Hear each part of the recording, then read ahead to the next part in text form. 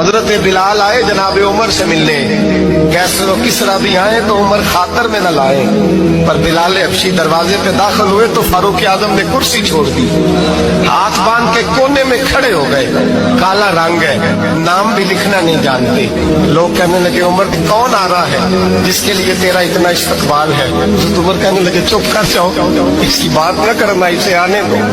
حضرت سیدنا بلال آئے، کہنے لگے امیر المومنین کیا کر رہے ہو؟ فرمایا نہیں چپ کر یار، بازو پکڑا، اپنی کرسی پہ بٹھایا۔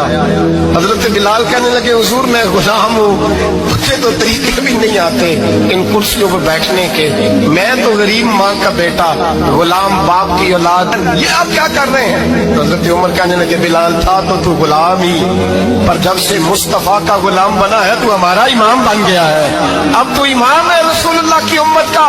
فرمایا وہ مجھے دن یاد ہے جب مکہ فتح ہوا تھا، بت ٹوٹ گئے تھے، بڑے بڑے سردار تھے، اور میرے نبی نے فرمایا بلال سے کہو کعبے کی چھت پہ چڑھ کے اذان دے، تو لوگوں نے کہا حضور یہ سارے جل گئے ہیں، کسی اور کی ڈیوٹی لگا دے۔ حضور نے فرمایا چپ کرو، بدر میں مار کھا کے اذان پڑے تو بلال، احد میں پتھر برسے اذان پڑے تو بلال، تپتے صحراؤں میں پڑے تو بلال، ہر جگہ مار کھائے تو بلال، اور آج اگر اللہ نے عزت دی ہے تو میں لوگوں کو دیکھ کے بلال کو عزت نہ دوں؟